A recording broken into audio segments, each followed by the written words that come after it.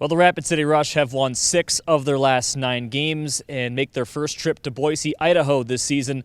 3-game series with the first place Idaho Steelheads. Dave Smith, Rush head coach and GM, alongside.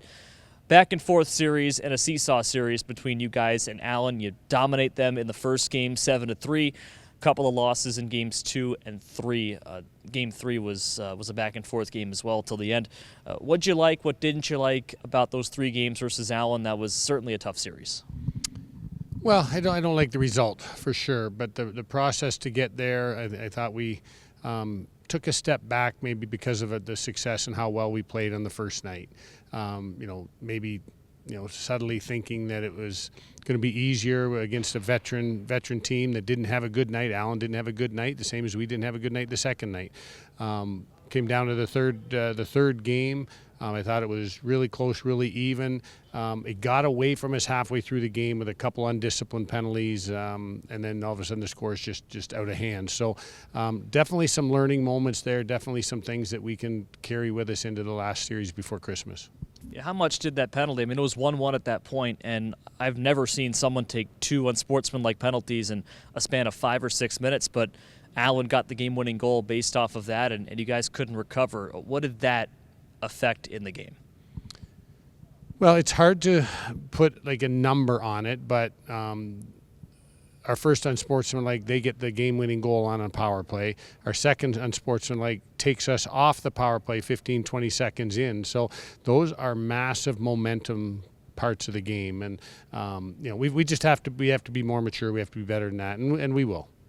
All right. So coming into the series, you're starting on Saturday with the teddy bear toss moment, first of all, and the sense of community by going to Monument Health on Monday, just a nice way and a special way to lead up to this series here.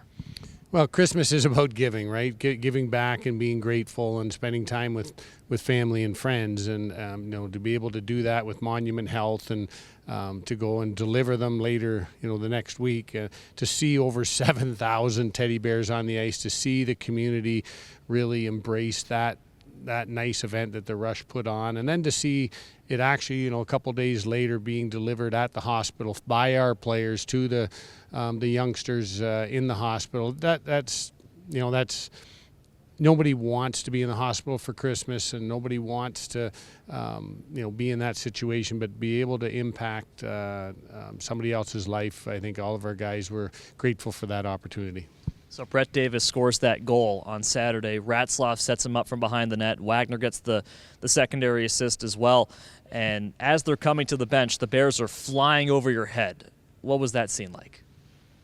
Well, I don't want to get hit with a teddy bear, but if you're going to get hit with something, a teddy bear is the thing to get hit with. For me, my actual thought, and you and I had talked about this, is we experienced it at Tahoe. It was at the almost exact same time in the game, halfway through the second period, and we saw that when Tahoe scored it, it took some momentum away from them, and that's when the game changed. We lost momentum with it, so that's not part of the game, but it's something that a group of guys, a team needs to learn that.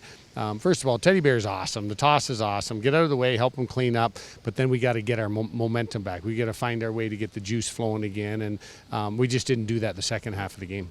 I know you don't need to do it anytime again until next December, but how, in that situation when there's, say, maybe an ice delay for 5-10 minutes, how do you get your momentum back and keep the legs going? Well, I think the first thing is awareness, and we talked about it in the locker room. We talked with the leadership group, and just make sure that we are aware of momentum shifts. We are aware of game events and events that happen that are out of our control, and make sure we know our game and we're intentional with that. How do you describe momentum? What does that mean to you? Well, it's the flow of the game. It's the feeling. It's the vibe. It's the juice. It's the it's the moments in the game, our first shift, last shift of a period, first shift after a power play or a penalty kill. A big penalty kill is positive momentum. Power play zipping it around, a big hit, a fight that's a spark. There's a lot of ways to get momentum, but it's a feeling. It's a rhythm. It's something that our guys know and feel on the bench, and you can sense it. We saw it when Idaho was in town as well a couple of weeks ago, and you guys won 2 games of those 3. A lot of run-and-gun hockey, a lot of transition hockey when you guys and Idaho meet.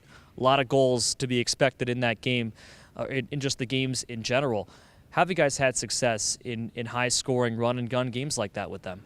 Well, our 5-on-5 game has been really good, and I think the weekend that we had against Idaho, I think we scored a power play goal and our penalty kill was really good. We got on a nice run. Again, I think, I'm not sure exactly, but we're over 80% the last 15 or games, something like that. So it's playing disciplined. It's capitalizing on your chances, committing the right numbers on offense at the right time, and also being aware that their transition game is very good. These are the two best 5-on-5 teams in the Mountain Division. You guys have been the best pretty much all season, and Idaho, by virtue of going 6-0-1 their last 7 games, has gotten near you guys in 5-on-5.